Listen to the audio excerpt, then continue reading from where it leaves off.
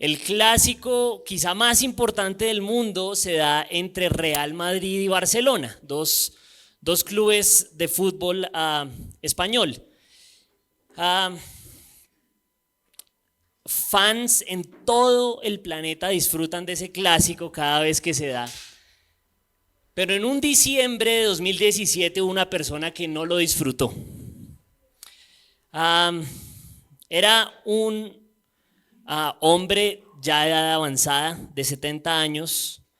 Era un 23 de diciembre, es decir, ya prontos a celebrar el nacimiento de nuestro Salvador. Y a la hora del almuerzo comienza el partido. Y ese partido, en ese partido el Real Madrid pierde en casa 3-0 contra Barcelona. Furioso en su lamento y tristeza, este hombre de 70 años decidió prenderle fuego a su casa. Esto salió en un diario rumano que se llama Digi24 y el texto, lo que voy a decir, lo dice literalmente. Bueno, yo no sé rumano, Google Translator sí sabe rumano, entonces esto está traducido al español del rumano. Dice: el anciano está fuera de peligro. Preguntado por los agentes del orden y quienes lo atienden, el hombre dijo que está consciente de lo que hizo y que no se arrepiente del acto. Es más, dice que le hubiera gustado morir para no saber nunca la humillación que pasó su equipo favorito. El viejo pirómano enfrentará cargos penales por destrucción y probablemente será sometido a un examen psiquiátrico. Y sin ir más lejos, estoy seguro que hay personas en Colombia que se les acabó la vida cuando Colombia perdió la final de la Copa América. Eso tiene un sentido jocoso, gracioso, pero también es realmente lamentable. Hermanos, el Señor nos va a pedir cuentas de nuestras lágrimas. Es lamentable que hoy nosotros lloremos porque Colombia pierde la final de la Copa América. Es lamentable que este hombre queme su casa y prefiera morir porque perdió el Real Madrid. Y no nos duela que la gloria del Señor sea pisoteada. El título de mi sermón es Aprendiendo a llorar. Y les pido que me acompañen a Ezequiel capítulo 24.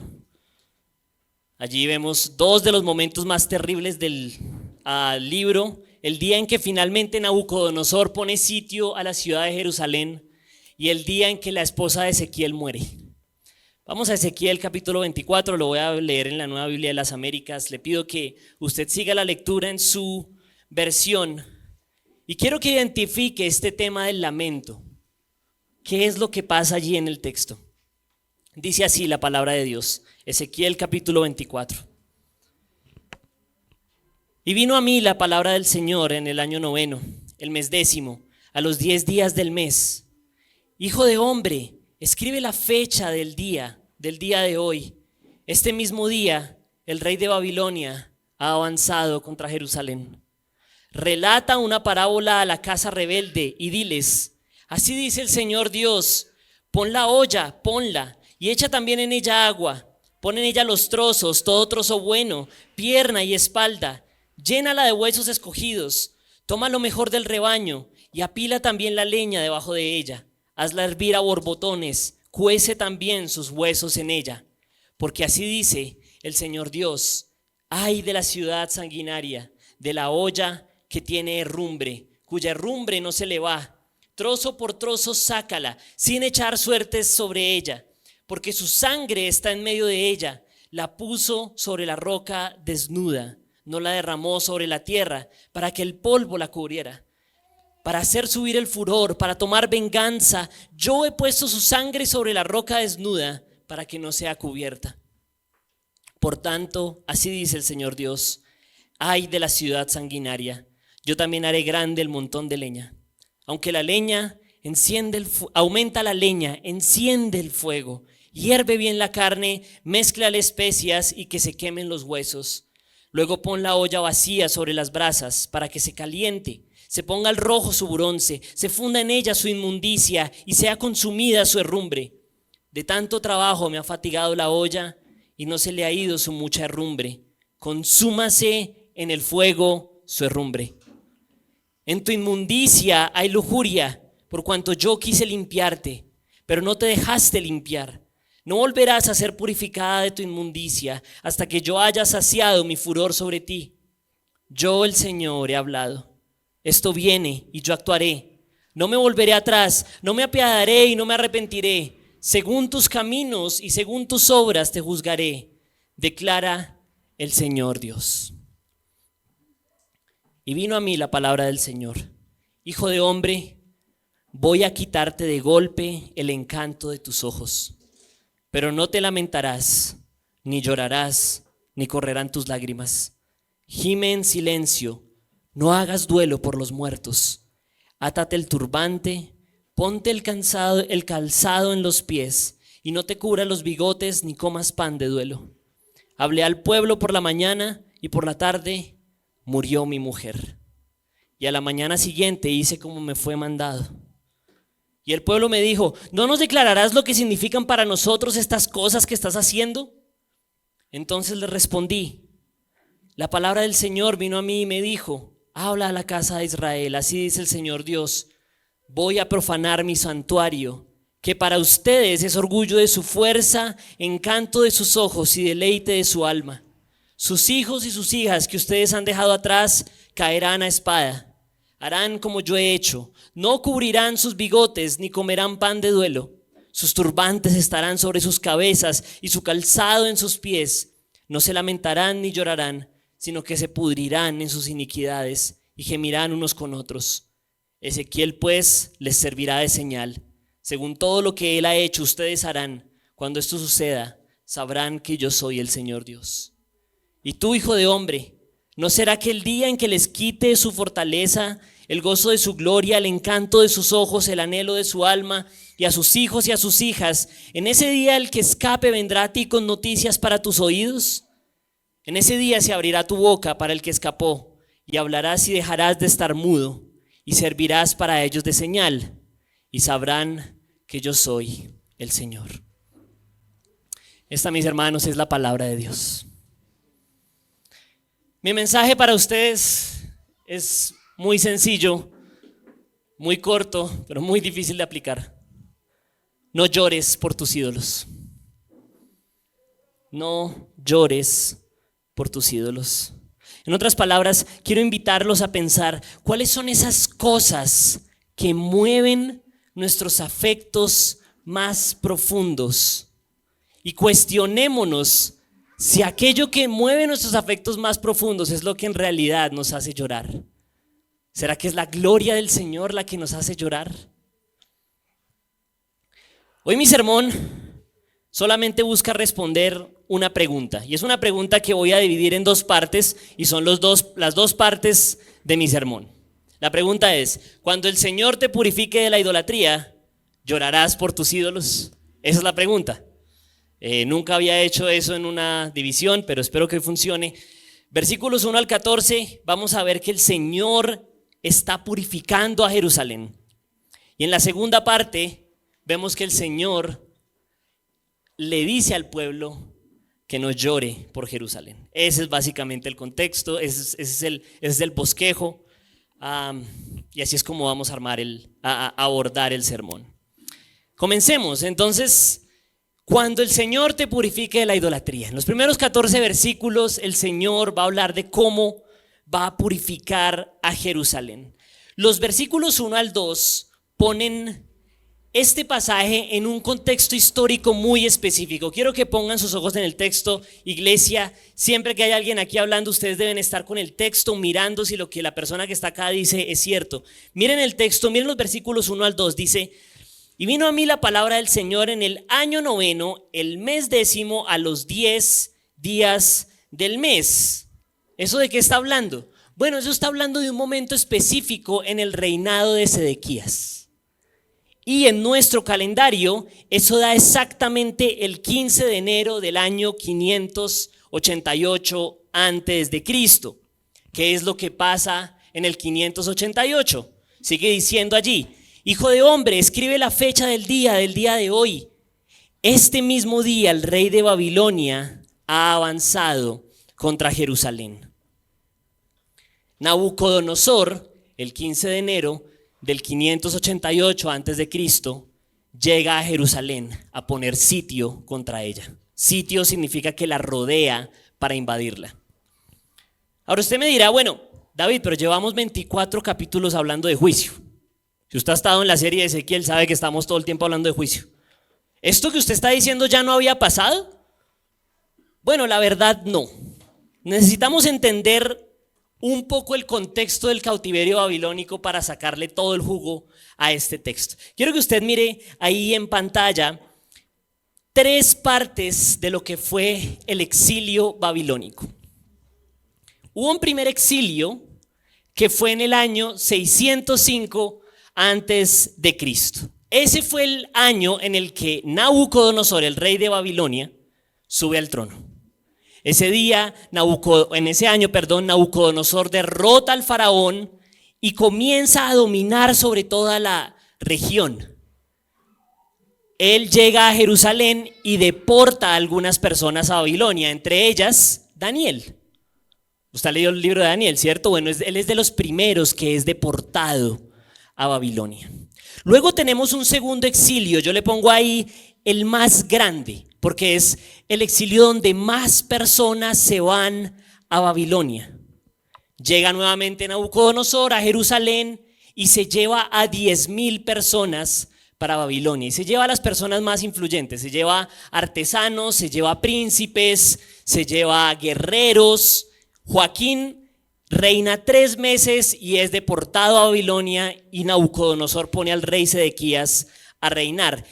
Entre esos 10,000, y póngale mucha atención a esto para entender bien el libro, entre esos 10,000 está Ezequiel. Ezequiel es deportado a Babilonia.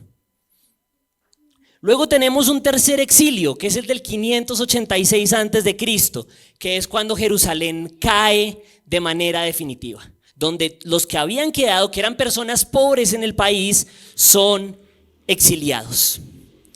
Es importante entender esto porque los 24 capítulos que llevamos hablando de Ezequiel, todos se ubican entre el segundo y el tercer exilio. De la siguiente manera, nuevamente miren ahí en pantalla, tenemos bien arriba el segundo exilio, que es en el 597 antes de Cristo. A la mitad entre los dos exilios está el segundo exilio, allá arriba, y al fondo está el tercer exilio. Comienza el ministerio de Ezequiel en el 593 antes de Cristo. Eso es Ezequiel 1:1, usted puede ver ahí el versículo. Ezequiel comienza a hablar en el 593. Y luego, cuando llegamos a Ezequiel capítulo 24, versículo 2, nuestro pasaje de hoy, Nabucodonosor comienza el asedio. Usted me dirá: bueno, ¿y usted para qué me da todas esas fechas? Lo que yo quiero que usted entienda aquí es que, bueno, nuestra serie de Ezequiel comenzó el primer domingo de febrero. Hoy estamos a primer domingo de agosto, llevamos 6 meses hablando de Ezequiel. Gloria a Dios. Pero en lo que hemos hablado realmente, el profeta ha estado hablándoles por 5 años a los exiliados en Babilonia. Nadie en Ezequiel está en Jerusalén. Ezequiel está en Babilonia hablándole a esos 10,000 exiliados. Es importante entender que la audiencia son los 10,000 exiliados, porque estos exiliados, y póngale mucha atención a esto, ellos tenían un orgullo particular por Jerusalén. Ellos habían sido sacados de su tierra natal y ellos esperaban que de alguna manera Jerusalén se volviera a fortalecer y fuera a rescatarlos. Ellos, estando allá en Babilonia, su orgullo era que en algún lugar en su país natal todavía estaba la ciudad santa, que era Jerusalén, y todavía estaba el templo, que era como parte de su identidad. Ellos creían que los seres queridos que habían dejado en Jerusalén se iban a salvar del juicio de Dios. Ahora, la función de Ezequiel en estos 24 capítulos es decirle al pueblo: sus seres queridos no se van a salvar. La ciudad de la que ustedes se enorgullecen va a caer. El templo que ustedes tienen allá en Jerusalén va a ser destruido. Y Ezequiel dura 5 años predicando lo mismo. Y aquí en esta iglesia llevamos 6 años predicando lo mismo. Y yo me pregunto, 6 meses, gracias. Y yo me pregunto si en estos 6 meses ha quedado claro el mensaje de que nuestros pecados merecen ser juzgados. Porque después de 5 años de que Israel estuviera escuchando a Ezequiel, parábola tras parábola, actuación tras actuación, exhortación tras exhortación, el pueblo de Ezequiel, el pueblo que escuchaba a Ezequiel, no creía que mereciera juicio. Lo que vemos en Ezequiel 24 no son hechos futuros, son hechos presentes. Eso es una gran diferencia con el resto del libro. Cuando Ezequiel habla en este capítulo, en Ezequiel 24, está hablando de lo que está pasando en ese mismo instante. Mientras que Ezequiel le está hablando a los exiliados, Nabucodonosor está sitiando Jerusalén al mismo tiempo. Ahora, ¿qué es eso del sitio a Jerusalén? Bueno, el Señor acá nos da una parábola, la parábola de una olla hirviendo. Y es maravilloso que nos dé esta parábola porque es una parábola que podemos entender fácilmente. Por allá en Ezequiel capítulo 4, allá al comienzo del libro, ¿se acuerdan de la pura primera actuación de Ezequiel? El Señor le dice: haz una maqueta. ¿Y qué tiene que hacer? Sitiar Jerusalén, ¿cierto? Vas a rodearla y vas a poner un sartén. Pero en ese momento era un hecho futuro. Ahora 5 años después, Ezequiel les está diciendo: ese día es hoy, en este momento. Jerusalén está siendo sitiada. ¿Y de qué se trata esa parábola? Básicamente, y quiero que ponga ahora sus ojos en los versículos 3 en adelante, se trata de una olla hirviendo. Pon la olla y echa también en ella agua. Dice el versículo 4, pon en ella los trozos, todo trozo bueno, pierna y espalda. O sea, le está diciendo a Ezequiel, esto no es para producir risa, sino que en serio es como hacer un sancocho. Vas a hacer una muy buena sopa y vas a poner los mejores pedazos. Dice nuevamente, todo trozo bueno, pierna y espalda, llénala de huesos escogidos. Las personas en Jerusalén creían que como ya habían pasado los 2 primeros exilios y ellos no se habían ido, entonces el juicio no era para ellos eran lo mejorcito de Jerusalén. Y por eso aquí el Señor le dice a Ezequiel: pon allí lo mejor que queda de Jerusalén, ponlo en la olla, ponlo a hervir. Pero había un problema con esta olla. La olla tiene herrumbre. Miren allí el versículo 6. Ay de la ciudad sanguinaria, de la olla que tiene herrumbre, cuya herrumbre no se le va, trozo por trozo sácala. La herrumbre es óxido, es una olla que está dañada. Eso es lo que era Jerusalén. Una olla tan contaminada, tan oxidada, tan dañada, que la única opción era quemarla por completo. Quemar no solamente la olla, sino todas las piezas escogidas que estaban dentro de ella. Jerusalén necesitaba ser purificada por completo.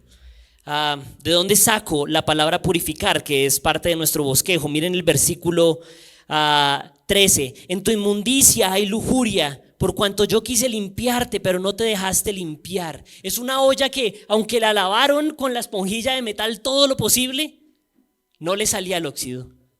Así que lo único que se puede hacer con esa olla es quemarla. Hoy hay personas que argumentan que Dios no sería capaz de destruir a los seres humanos. Incluso hay personas espirituales, no son cristianas, pero tampoco son ateas, y dicen: yo creo que hay un Dios, que Dios existe, pero no me cabe en la cabeza que ese Dios quiera destruir a los humanos. No soportan la idea de que Dios los quiera destruir. Sin embargo, este pasaje muestra que no solamente los va a destruir, sino que los va a profanar. No sé si notaron, hay un versículo muy raro, el versículo 7, mire, dice, porque su sangre está en medio de ella. La puso sobre la roca desnuda, no la derramó sobre la tierra para que el polvo la cubriera. ¿De qué está hablando? Bueno, resulta que en la ley de Moisés, cuando se cazaba un animal para comérselo, las personas tenían que derramar la sangre del animal en la tierra para conservar la dignidad de la vida del animal. Sin embargo, ¿saben lo que el Señor está diciendo acá? Ese no va a ser el caso de Jerusalén. Cuando metas las piezas a la olla, mételo completo. Y la sangre no la vas a dejar en tierra, la vas a poner encima de las brasas directamente. Porque el Señor está profanando Jerusalén. Dice el versículo 14, yo el Señor he hablado, esto viene, yo actuaré, no me volveré atrás, no me apiadaré y no me arrepentiré, según tus caminos y según tus obras te juzgaré, declara el Señor. Hermanos, ¿saben por qué el Señor tiene que profanar la humanidad? Porque la humanidad ha profanado al Señor. No tenemos que ir muy lejos. El sermón pasado, el pastor Miguel hablaba de Aholá y Aholibá, que eran estas hermanas que representaban Israel y cómo en sus senos, cómo tomaron sus senos virginales y se los entregaron a extraños, se prostituyeron con otros delante del Señor. Y nuestro mundo actual está justamente haciendo eso. Usted no vio la inauguración de los Juegos Olímpicos del 26 de julio. Vimos a un grupo de drag queens. Unas drag queens son hombres vestidos de mujeres, haciendo toda clase de bailes. Y lo que hicieron fue representar la última cena de Jesús y los discípulos. La persona que estaba en el centro representando a Jesús era una mujer lesbiana, ícono LGTBQ en su país. Y la defensa que ellos dijeron cuando se les formó un problema fue: no, en realidad no estábamos representando la última cena, estábamos representando una orgía. Porque hay otra pieza de arte que es una orgía de las bacanales.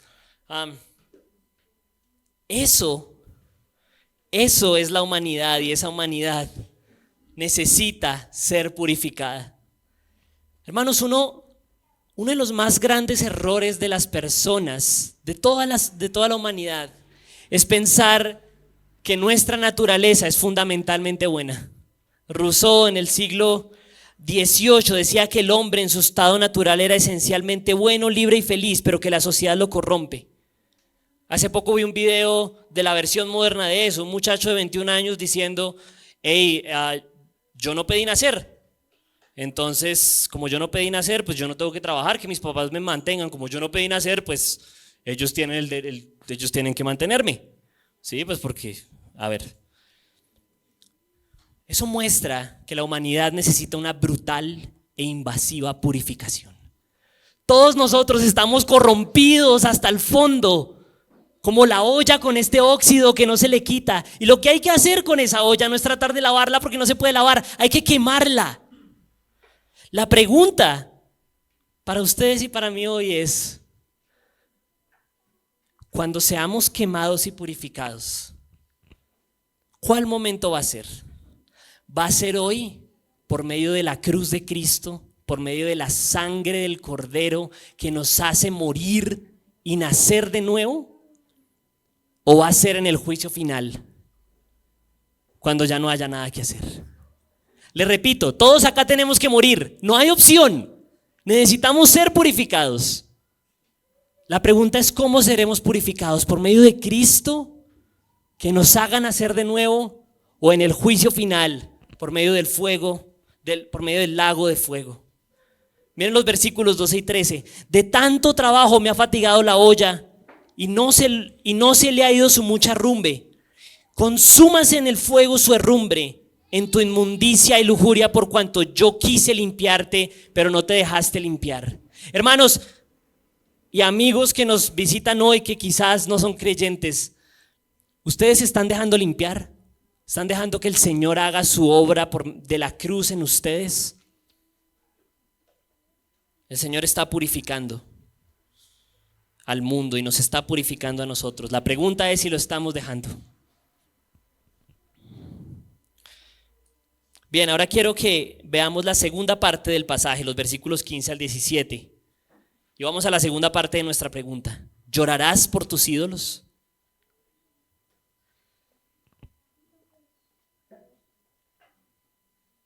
Creo que el capítulo 24 es un punto clímax en el libro de Ezequiel. ¿Por qué? Hay aquí una escena bastante triste y confusa. No sé si a usted le confundió la escena. A mí me confundió la primera vez que yo la leí. ¿Qué pasa en esta escena? El Señor le dice a Ezequiel: te voy a quitar de golpe el encanto de tus ojos. Eso es el versículo 16. Pero no te lamentarás ni llorarás. Y entonces el profeta dice que él en la mañana habló al pueblo, probablemente le habló la parábola de la olla. En la tarde murió su mujer y al día siguiente hizo como se le mandó. ¿Qué es lo que se le mandó?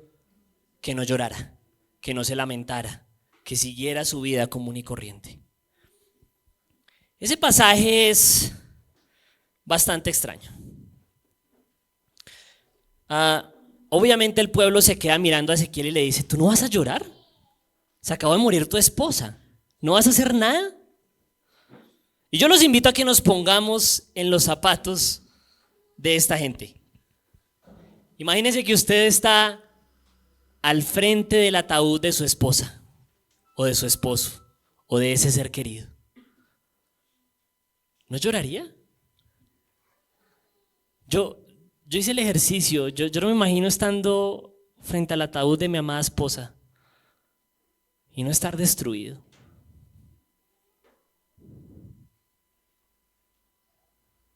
Lagrimié cuando estaba pensando en esto. Es la sola idea me destruye.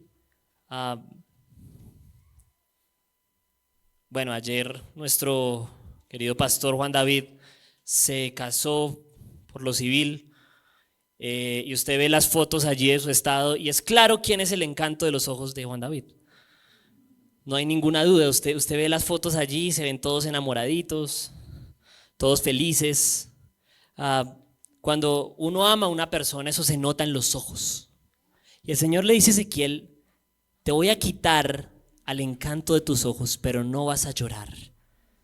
¿Por qué? ¿Por qué no llorar por la esposa?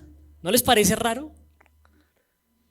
Bueno, recordemos, y aquí está el centro del pasaje, pónganle mucha atención, recordemos que Ezequiel todo el tiempo está actuando. Sus actuaciones comunican algo. ¿Y qué es lo que quiere comunicar Dios con Ezequiel? Le quiere mostrar al pueblo su voluntad. ¿Y cuál es su voluntad? La voluntad de Dios es que el pueblo deje de llorar por sus ídolos. Es que el pueblo deje de llorar por Jerusalén. Dios, ese mismo día, por medio de Nabucodonosor, está sitiando la ciudad sanguinaria, está a punto de destruir Jerusalén, y lo que le dice a los exiliados en Babilonia es: no lloren. Miren los versículos 21 al 24.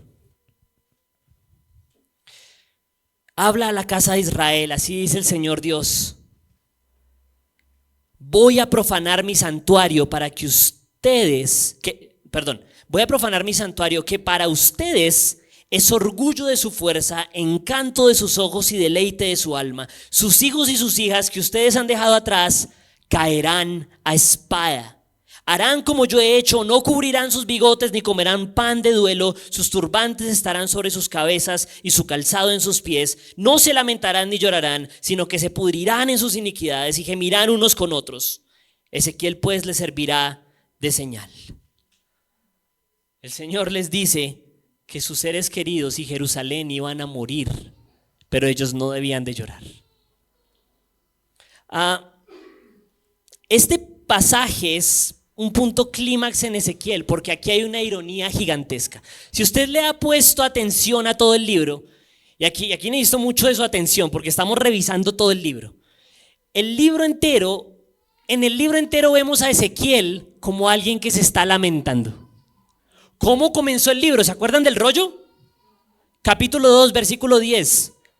Ezequiel se tenía que comer un rollo. ¿Y el rollo qué tenía? Él lo desenrolló delante de mí y estaba escrito por delante y por detrás, y en él estaban escritas lamentaciones, gemidos y ayes. Cuando vamos al capítulo 3, el Señor le dice: enmudecerás, tu lengua se pegará a tu paladar. El silencio de una persona es una señal de luto. Y a lo largo del libro vemos diferentes escenas de luto. ¿Se acuerdan que él hace una elegía por los príncipes de Israel? ¿Se acuerdan que está cantando, está haciendo un canto en un funeral? Todo el tiempo a lo largo de Ezequiel vemos al profeta llorando, lamentándose. Por 24 capítulos, excepto en uno, el día en que muere su esposa. Ahí no llora. Sin embargo, el pueblo de Judá hace exactamente lo contrario. Durante 24 capítulos, Ezequiel les está diciendo: lloren por sus pecados porque ustedes son pecadores. ¿Y qué vemos al pueblo hacer? Capítulo 13, versículo 10. Hay falsos profetas que dicen paz.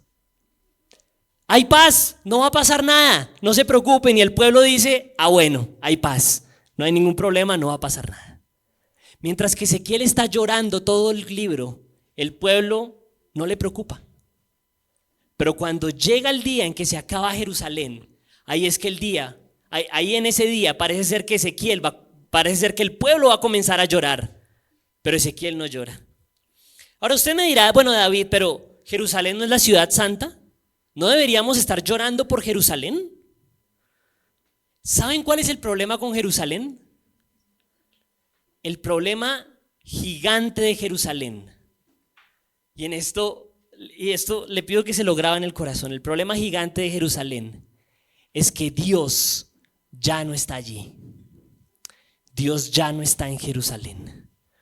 Nuevamente, ¿usted le puso atención al resto del libro? El pastor Juan David predicó en el capítulo 8 las abominaciones del templo. Y cuando llegamos al capítulo 10, Dios se sube en su carroza real. ¿Se acuerdan los 4 seres vivientes con las ruedas llenas de ojos? Y se va del templo. Y luego en el capítulo 11, esa misma carroza no solo se va del templo, sino que se va de Jerusalén. La pregunta es: ¿por qué el pueblo llora por sus pecados? ¿Por qué el pueblo no llora por sus pecados, pero sí llora por una ciudad en donde no está Dios? El pueblo no lloró cuando estaban las abominaciones en el templo, pero el pueblo sí lloró cuando Jerusalén ya estaba sin Dios y solo les quedaba como un símbolo patriótico. Miren, hermanos, ustedes y yo somos como ese viejo rumano que quemó su casa porque perdió el Real Madrid. Nosotros somos como Judá, que ellos antes hubieran quemado al Señor mismo lo habrían quemado antes de quemar Jerusalén, porque aman más su ciudad y su templo, en donde no está Dios, pero les encanta su templo. ¿Qué tal que nosotros amemos tanto nuestra religiosidad, pero una religiosidad vacía de Dios? Nos causa más tristeza que pierda Colombia la final de la Copa América a que el nombre del Señor sea blasfemado en todo el mundo. Nos causa más tristeza cuando nos arrebatan a nuestros ídolos que cuando vemos a nuestros familiares yendo a la condenación y a nuestros hermanos siendo perseguidos en todo el mundo por la causa del Evangelio. Nosotros somos Judá, que llora por una Jerusalén vacía de Dios, pero no llora cuando Dios les decía que quitaran las abominaciones del templo. Pero ¿saben cuál es nuestra esperanza? Que a diferencia de nosotros, Cristo sí sabe cómo llorar. Él lloró cuando murió Lázaro, pero luego lo resucitó para mostrarle la gloria de Dios al mundo. Él se atribuló en el Getsemaní con gotas de sangre bajando de su frente, porque sabía que iba a ser separado por primera vez en toda la eternidad de su Padre. Esa sí es una buena razón para llorar, estar separados de Dios. Elí, Elí, lema sabactani. ¿Por qué me has abandonado? Eso sí es una razón para llorar. Porque estoy lejos de mi Dios. Él murió por mí. Yo soy salvo porque sus lágrimas fueron puestas a mi cuenta. El Señor ya no va a ver mis lágrimas que lloran por la Copa América. El Señor va a ver las lágrimas de Cristo que lloran porque están separadas de Dios. Hebreos 5:7 dice: Cristo en los días de su carne, habiendo ofrecido oraciones y súplicas con gran clamor y lágrimas al que lo podía librar de la muerte, fue oído a causa de su temor reverente. Mi justicia viene del corazón de Jesucristo, que tiene un temor reverente y llora porque es separado del Padre. Ahora, creyentes, le hablo a creyentes, justo porque hemos nacido de nuevo, necesitamos aprender a llorar. Necesitamos dejar de lamentarnos por cosas absurdas. Nuevamente mi mensaje: no llores por tus ídolos. En cambio, roguémosle al Padre para que, en palabras de este pasaje, Él sea el encanto de nuestros ojos. Yo les pido que no malentiendan la parábola. Lo que el Señor está diciendo no es que cuando se muera nuestro ser querido no lloremos. Eso no es el punto del pasaje. Punto del pasaje. Recuerden que Ezequiel es una actuación, él es una metáfora, una parábola. Pero ya que hablamos de nuestro ser querido, yo le pido que cuando su ser querido muera, usted llore porque ese ser querido era un medio para que usted adorara a Dios, no porque ese ser querido fuera la fuente de su identidad, porque entonces sería un ídolo. Yo le pregunto, ¿qué es eso que lo define a usted como usted? ¿Es Dios? ¿Lo principal que usted es en este mundo es ser un hijo de Dios? ¿O lo principal es su carrera, su dinero, su familia? Esta pregunta nos cae a todos, porque cosas tan buenas como Jerusalén y el templo se pueden volver un ídolo. Cosas tan buenas como nuestra familia, nuestra iglesia, nuestro dinero, nuestra salud, se pueden volver terribles ídolos. ¿Recuerdan el texto con el que comenzamos? 2 de Corintios 7, particularmente el versículo 10 dice esto y me encanta: porque la tristeza que es conforme a la voluntad de Dios produce un arrepentimiento que conduce a la salvación sin dejar pesar, pero la tristeza del mundo produce muerte. La tristeza de Dios es llorar porque somos alejados de Él por nuestro pecado. La tristeza del mundo es llorar por nuestros ídolos. Ya que vamos llegando al final del pasaje y del sermón, queda una pregunta y es: ¿y qué de Ezequiel? A Ezequiel se le muere la esposa, ¿y cuál es su consuelo? ¿No les queda ese sinsabor? A mí me queda ese sinsabor. Sin embargo, en los versículos 25 al 27 hay un consuelo maravilloso para Ezequiel. Dice así: y tú, hijo de hombre, ¿no será él que el día en que les quite su fortaleza, el gozo de su gloria, el encanto de sus ojos, el anhelo de su alma, y a sus hijos y a sus hijas, en ese día el que escape vendrá a ti con noticias para tus oídos? Es una pregunta retórica. Dios le está diciendo a Ezequiel: el día en que caiga Jerusalén, una persona va a sobrevivir y va a venir a avisarte. ¿Y qué va a pasar ese día? Versículo 27. En ese día se abrirá tu boca para el que escapó, y hablarás y dejarás de estar mudo. Recuerden que el enmudecimiento es un signo de luto.